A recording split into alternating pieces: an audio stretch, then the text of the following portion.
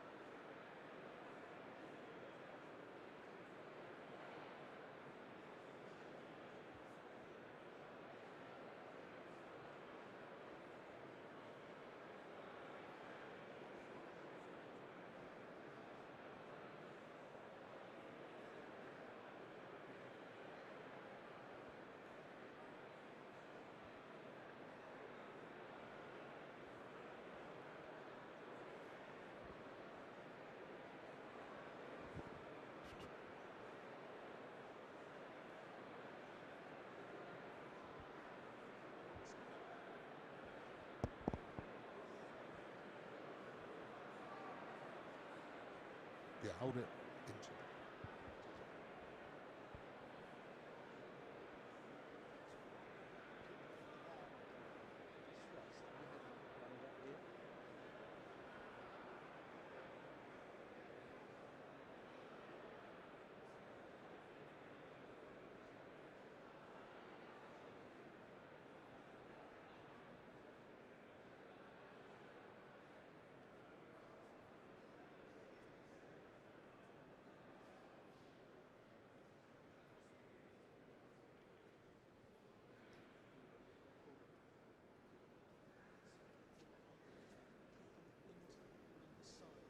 Truth.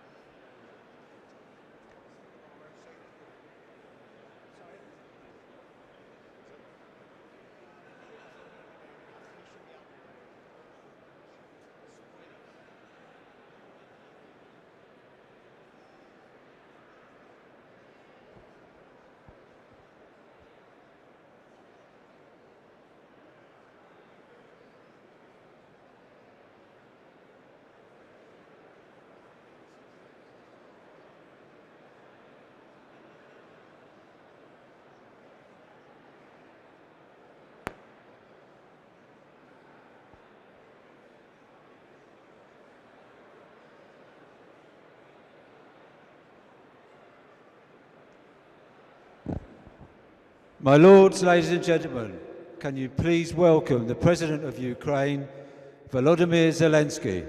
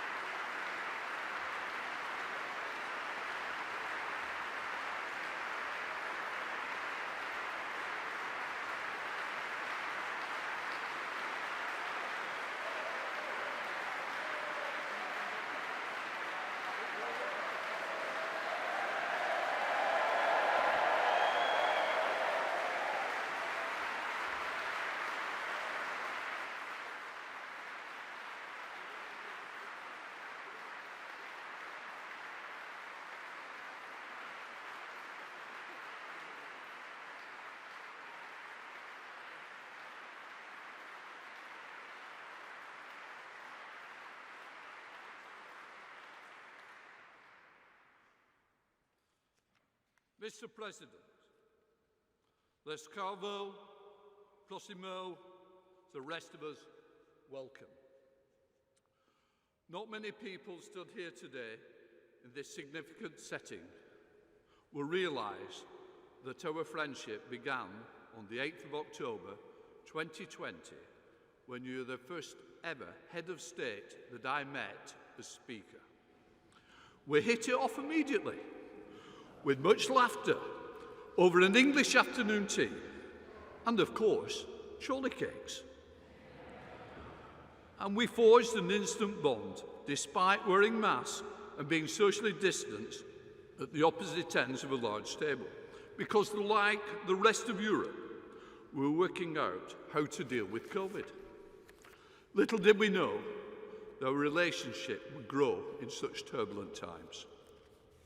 On the 24th of February 2022, the second invasion of Ukraine began. On the 8th of March 2022, there was another first for us both. I suspended the House of Commons so that you could address in Ukrainian through the screens in our chamber, which we still refer to them as Zelenskyj screens. The atmosphere was electrifying. You could hear a pin drop before you came online, a very, very rare thing in the House of Commons. You spelled out the horrors of the first 13 days of war. Your speech was devastating and powerful. Today, on the 8th of February 2023, now deep into the war, we are honoured that you have put yourself at risk to address us and again shine a light on the fact your country is still fighting for its survival. This hall has been the place of many great historical events. Your presence here today adds another to them. The war, as you know better than any of us, has lasted for nearly a year. As you told us last year, this is a war Ukraine did not start and did not want. But it is a war you've had to fight, and our commitment to support you and your people has not wavered. I was considering what could be said at this important occasion. I thought back to the 1990s. Then we hoped that all countries that emerged from the former Soviet Union could secure freedom and prosperity. There was a moment of hope over that time, and we knew it would be a long time that each country could choose its own destiny. It is a tragedy that Ukraine's efforts to bring freedom, prosperity to its people has been met with war and death. Last year, building on our friendship, I welcome your wife, Madame Selenskyj, to Parliament to open deliberately a provocative exhibition. I wanted to ensure the experience of your people is kept at the forefront of our minds. I do not believe any of us in this room were complacent about the reality of conflict, but those displays shocked us. The images stayed with us. They brought home the horrors of war. Horrors inflicted on your people, fighters, civilians alike. Horrors which cannot be avoided or denied. I applaud Ukraine's refusal to forget what is you and your people are fighting for. In the words of the Ukrainian Eurovision winners, Chronologische Orchestra, they said, "I always find my way home, even if all roads are destroyed." Fighting for a country is not simply fighting for territory. It is a fight for home and for an ideal. The endurance of the people of Ukraine, honours those ideals. Their refusal to allow war to destroy their humanity honours their ideals. Quite rightly, last year you said, Ukrainians have become big over the 13 days of this war. You have become even bigger in your determination, not just to fight for your country, but to stand by the ideals you are fighting for. We will not give up on those ideals. We will continue to support you against that Russian aggressor. And I pledge here today, in front of all of you, to do all I can to keep the plight of Ukraine in the spotlight. Later this year, the UK and Ukraine will be united in music, but we will always be united in our unwavering belief in the power of democracy. Slava Ukraina. Mr. President, please.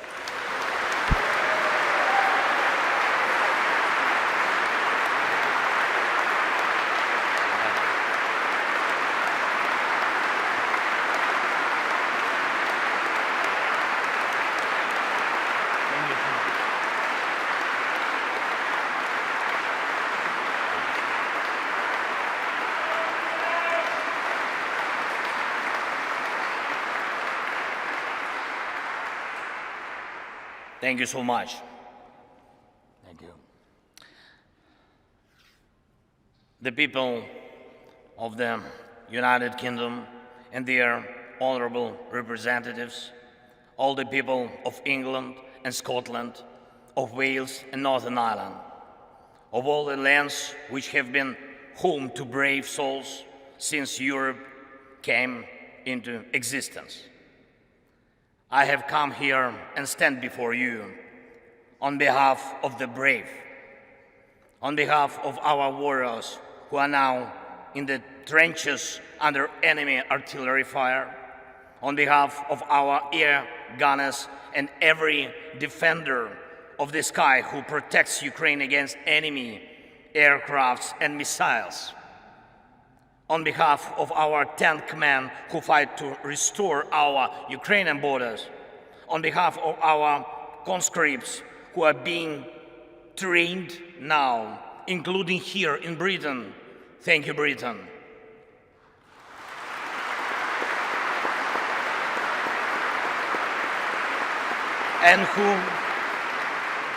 And who will be then deployed to the front line, skilled, equipped, and eager to win. On behalf of every father and every mother who are waiting for their brave sons and brave daughters back home from the war. Mr. Speaker, you may, I think, well remember as roughly more than 2 years ago, we met with you here in Parliament. Great honor was for me. And I remember we enjoyed tea. We talked, of course. We talked a lot about our people and about our countries, about the British and Ukrainian political traditions. Mr. Prime Minister Rishi, when we had our meeting earlier today, and I said to you that I would tell you I will tell a story in my address to the Parliament, and a story about my feelings on my first visit to London as President in autumn 2020. The program was packed. Royal Highnesses William and Catherine, and Buckingham Palace, and aircraft carrier of the Royal Navy, the Westminster, of course, Downing Street, and of course, the war rooms. And there is an armchair in the war room, the famous Churchill's armchair, and a guide smiled and offered me to sit down on this armchair from which war orders had been given. And he asked me, how did I feel? And I said that I certainly felt something. But it is only now that I know what the feeling was. And all Ukrainians know it perfectly well too.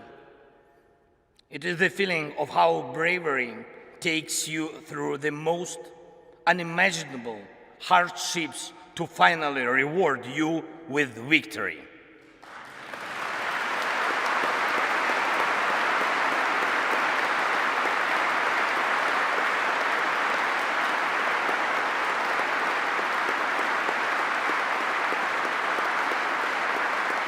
Ladies and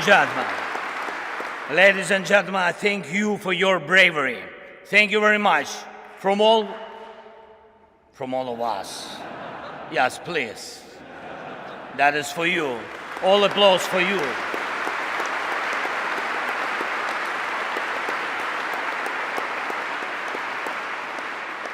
London has stood with Kiev since day one. From the first seconds and minutes of the full-scale war, Great Britain, you extended your helping hand when the world had not yet come to understand how to react. Boris, you got others united when it seemed absolutely impossible. Thank you.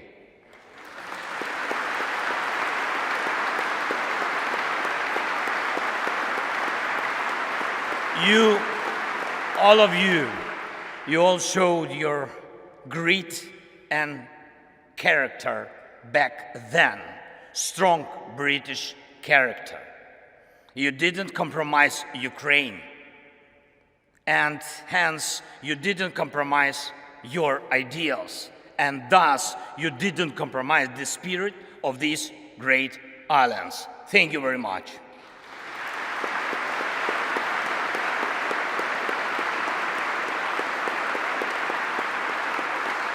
And of course, everybody understands that our countries knew absolutely different times. Our nations defended freedom in the Second World War. The Iron Curtain divided us. Our people went through crisis and growth, through inflation and periods of social losses and social gains. It was tough, but we always found strength and stamina to move ahead and achieve results. This is the bedrock of our land and your traditions. Ukrainians and Brits defeated the fear of war and had the time to enjoy peace. No matter what we encountered on different stages of our and your formidable history, and you and us and the whole mankind achieved similar result. Evil lost.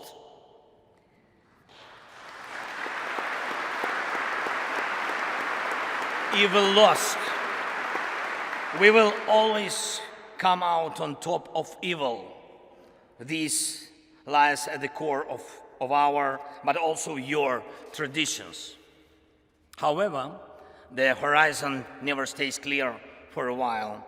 Once the old evil is defeated, the new one is attempting to rise its head. Do you have a feeling that the evil will crumble once again? I can see in your eyes now we think the same way as you do. We know freedom will win.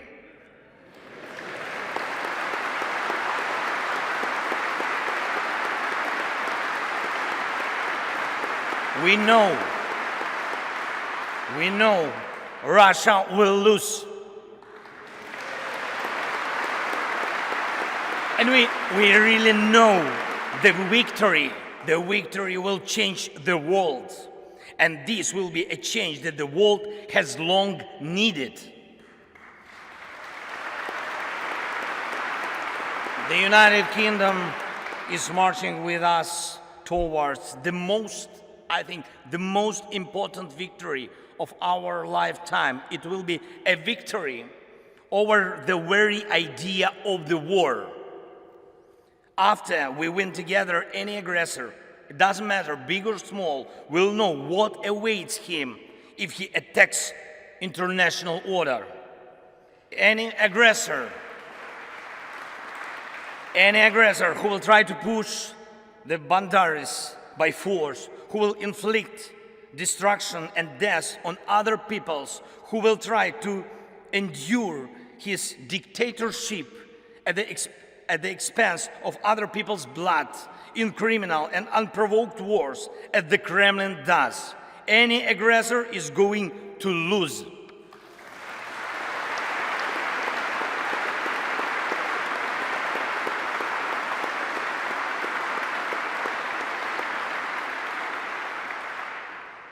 Ladies and gentlemen, we have already achieved remarkable results, and we must make every effort to turn our achievements into the foundations of the future global security architecture. The world needs your leadership, Britain, just as it needs Ukrainian bravery.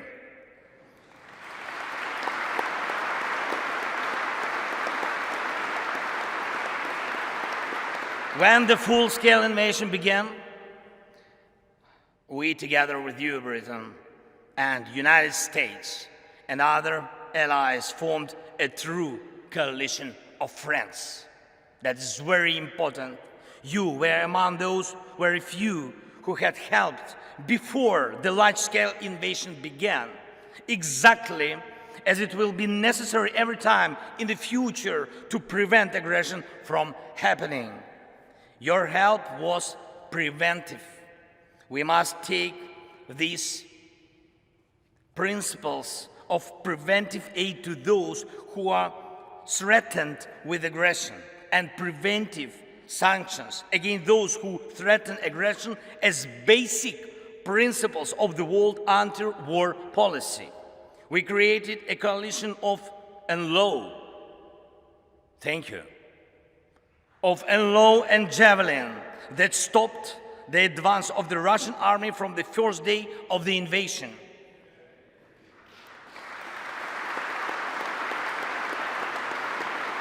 We built the coalition of artillery rounds and a coalition of air defense, which allow us to save the lives of our children, of our people, of our civilians, our women, our elderly, and our cities from Russian atrocious occupation and missile terror.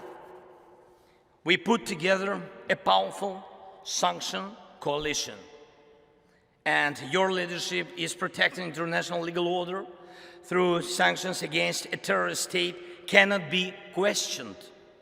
And we have to steadily continue along this way until Russia is deprived of any possibility to finance the war.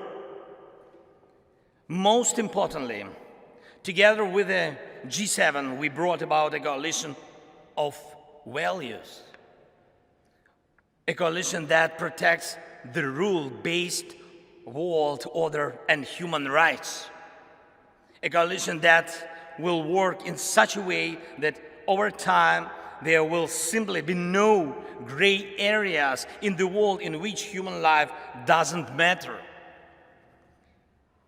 In order for it to be so, there must be justice. Anyone who invests in terror must be held accountable. Anyone who invests in violence must compensate those who have suffered from terror.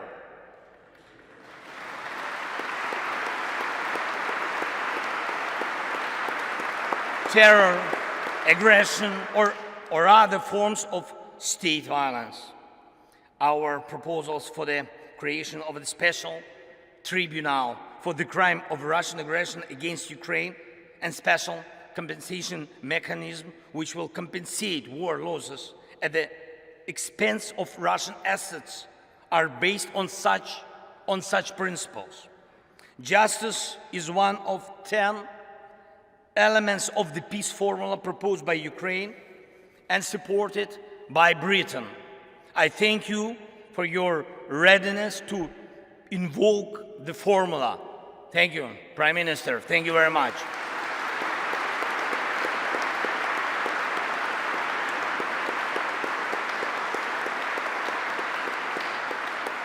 As I already mentioned, Ukrainian soldiers are being trained in Britain, in particular to operate Challengers, your main battle tanks, and it's a tank coalition in action. And I thank you, Rishi. Thank you very much for this powerful defensive step for tank assistance. Thank you. The coalition of long-range missiles is the latest of all. It will allow us to make the evil completely retreat from our country by destroying its headways deep in the occupied territories. And it's not just, I'm not speaking just about weapons. We proved together that the world truly helps those who are brave in defending freedom, and thus paves the way for a new history. A history of the world that knows how to be quick in help, who knows how to be effective in defense, who knows how to remain principled in dark hours, who implements its treaties and arrangements in good faith, who does not allow perpetrators to enjoy immunity, who knows how to overcome veto when it's abused, who knows no fear, and who knows how to win. This shall be the new reality of the free world, I'm sure.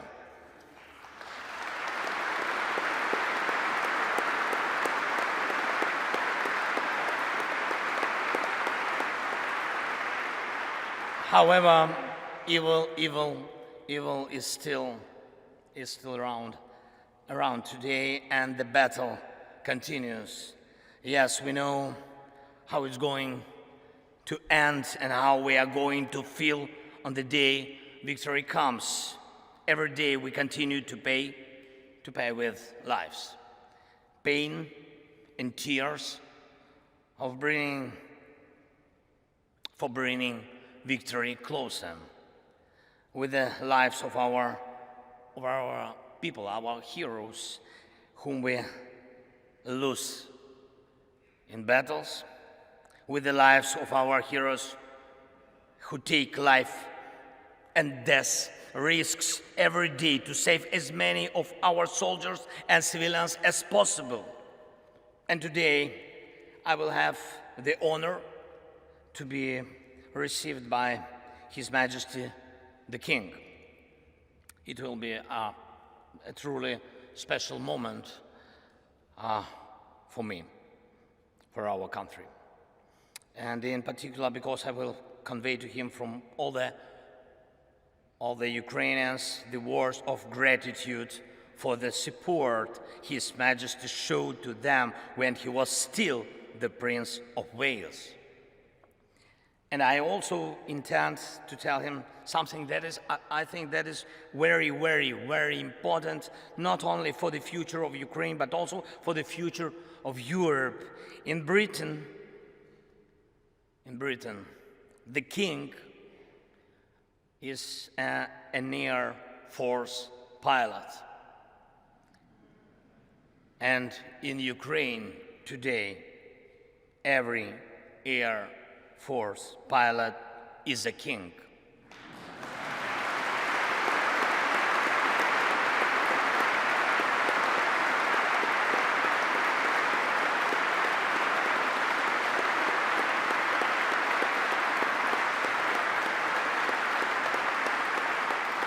For us, just for us, for our families. Because they are so few, they are so precious that we, the servants of our kings, do everything possible and impossible to make the world provide us with modern planes to empower and protect pilots who will be protecting us. And I'm proud of our Air Force. And I brought a present from them to you, Great Britain. Yes, please, open please. Yes. Yes. To the speaker. Give speaker.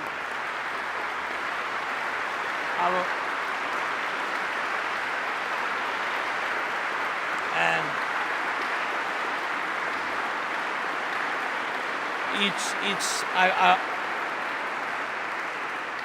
I will explain. It's the helmet of a real Ukrainian pilot. He is one of our most successful aces, and he's one of our kings.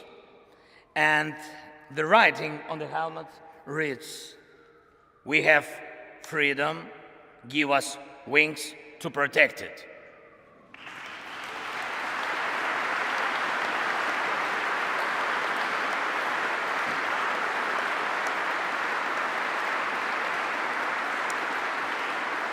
I trust this symbol will help us for our next coalition of the planes, and I appeal to you and the world with simple and yet most important words: combat aircrafts for Ukraine, wings for freedom.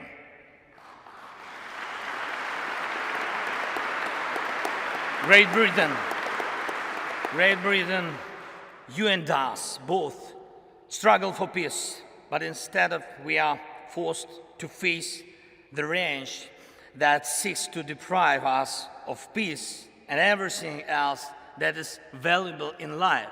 Unfortunately, it is in human nature to allow evil mature. It then stands up against humanity. It then destroys and kills. It launches aggressions and breaks people's lives. You and us have already fought together against such evil. You and us already have the experience of defeating the evil that is generated by human nature. I'm not saying there will be no more wars after the war ends. No, it is impossible to completely erase evil from human nature. Yet it is in our power to guarantee with words and deeds that the light side of human nature will prevail. The side you and us share, and this stands above anything else. Thank you for your attention. Thank you for your support. And leaving British Parliament 2 years ago, I thanked you for delicious English tea. And I will be leaving the Parliament today, thanking all of you in advance for powerful English planes.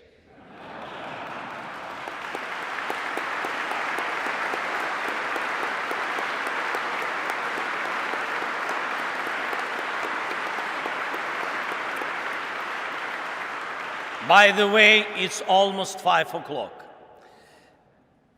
God bless Great Britain and long live the King. Slava Ukraini!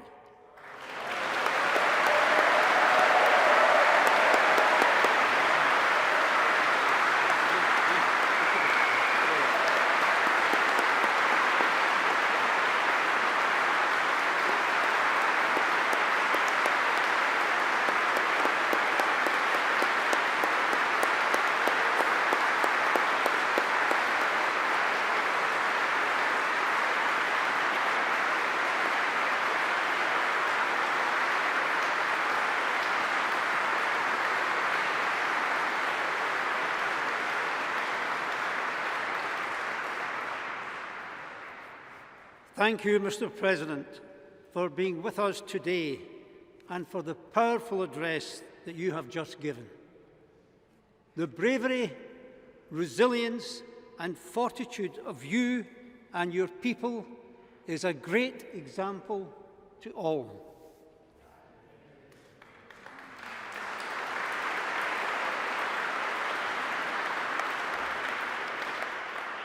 Mr. President, this great hall in which we stand, with its walls first built more than 900 years ago, has seen many speeches from great and iconic leaders. Today's event will weave a new panel in that rich tapestry of history. Thank you.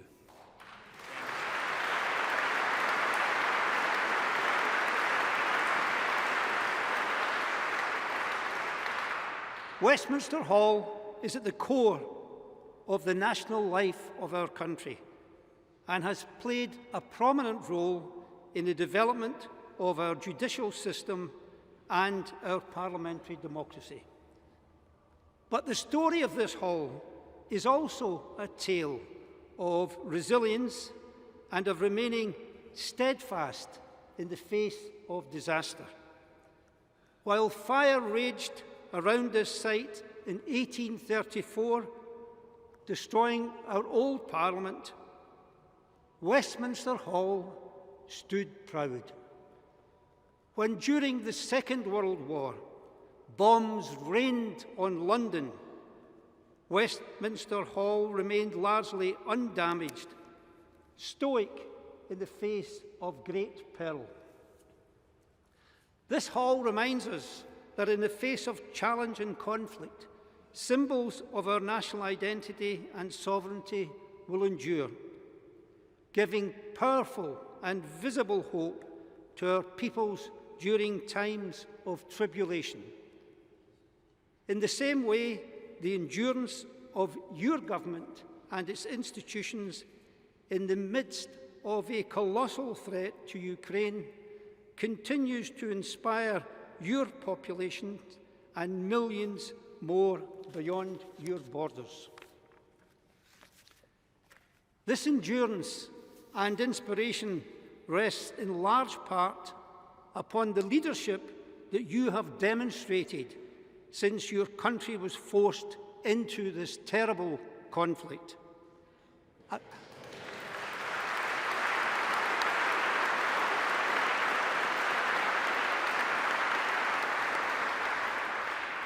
Mr. President, a conflict which you did not choose.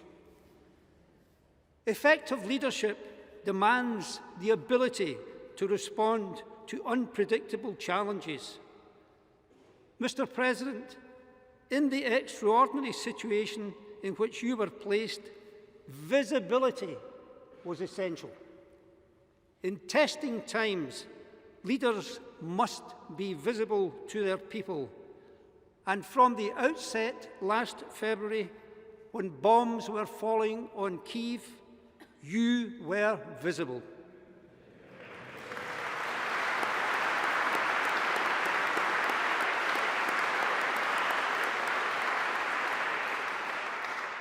Broadcasting from the streets of your capital, you reassured Ukrainians and indeed the world of the determination of your government in the face of violent aggression. Your leadership has been steadfast. In the early days of this conflict, some suggested that the Ukrainian state could not withstand the Russian threat and that the war would quickly end. In one of your broadcasts during the early bombardment, you famously said, "We are all here." You did not leave. You showed the world that your government was still at work in Kyiv and was fully committed to the defence of Ukraine. Your people have followed this example with an inspirational display of bravery. Vision has also characterised your leadership. You have not only expressed your belief in the continuing ability of Ukrainians to withstand aggression, but have embodied that belief, offering hope of a reconstructed Ukraine playing its full part in the future of Europe. That vision will continue to sustain you and your people in the difficult times ahead. Finally, a great leader never gives up. Selflessness and bringing people together are the essence of leadership. Mr. Speaker, Mr. President, you exemplify these qualities in abundance.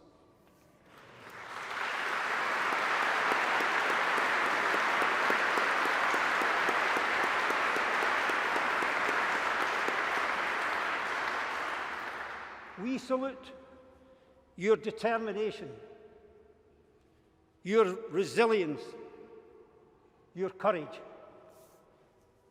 So let me thank you once again, Mr. President, for your visit today.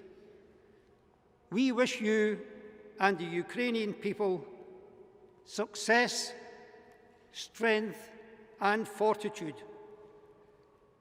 You are not alone in this struggle.